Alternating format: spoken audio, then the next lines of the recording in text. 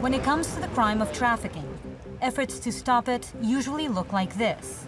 So we're about 2 miles from downtown Milwaukee, and we've got the FBI, we've got the Milwaukee Police Department, and several other law enforcement agencies here. Our aim is juveniles. So if you see one that's not, don't go for it. This is the second night of a citywide crackdown on sex trafficking. So they just had their first takedown, and it's the first one of the night. You can see there's a female in the back of the car, and they're bringing her out. She would be the first of 6 young women rescued from the streets that night. There's a girl named Chloe. She has her hair up in a bun, and there's a guy standing at the doorway. That's her film. That's gotta be who we saw. Yeah, probably. Hop back in. Yeah. Just got a call that they have a second takedown, which means that they were able to get another person on the street right now. FBI agent Reed Norse has been leading joint operations like this for almost 2 years. He's our guide for the evening. 10-4. What's the ultimate goal here? What are you trying to accomplish? The number one priority is to find juvenile girls that are being trafficked, because nobody should have to go through that. Right now. Are there other kinds of trafficking that you're also out there looking at? Yeah, absolutely. We also have a labor trafficking initiative that we're participating in right now. Have you heard about basketball players, young basketball players coming from all around the world and being trafficked into the United States? So I've heard a little bit about that, but not really on our radar. But human trafficking is a big priority for you guys, for the FBI. Absolutely. Sports trafficking would fit the same profile, where they're bringing people in order to take advantage of them.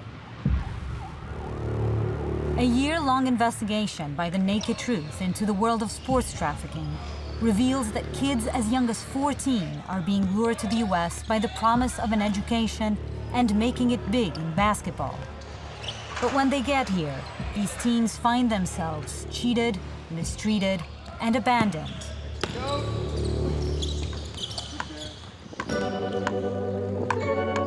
Our investigation into the world of trafficking of student athletes starts with a young man from London who came to the US in 2011 when he was 18.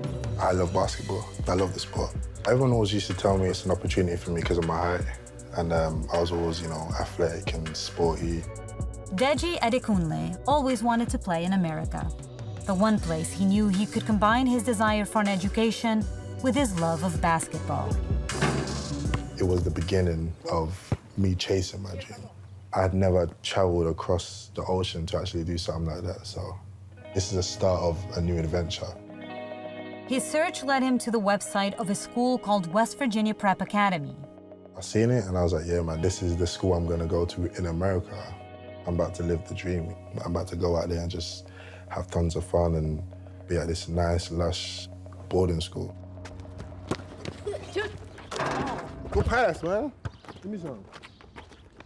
From looking at the website and corresponding with coaches from the school, Deji expected that he'd be living in dorms like this, attending real classes and training here.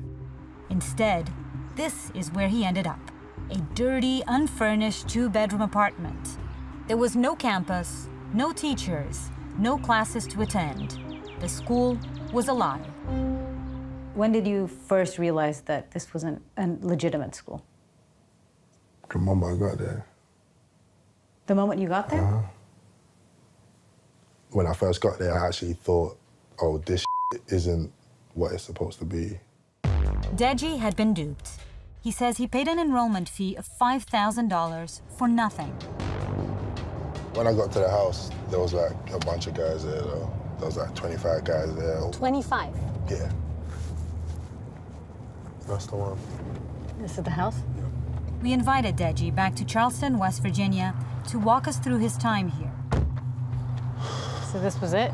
Yeah. So to the second floor here? Yep. These windows right here. This apartment looked nothing like the boarding school he was expecting. And now looking back at the photos, how did it compare to reality? It's funny that you can just find pictures on the internet and just lie. Like, I don't know how you can, how you can do that and just lie to the kids' parents and the kids and, tell them that this is where your kids are going to be living at and, take them here. Do you know what I mean? It's pretty Deji had traveled thousands of miles on his own and was now stuck with no money to get back home. I wish I could have just packed up my things and just left. You know, I probably would have done that. But I couldn't just, you know, I couldn't just leave it at that.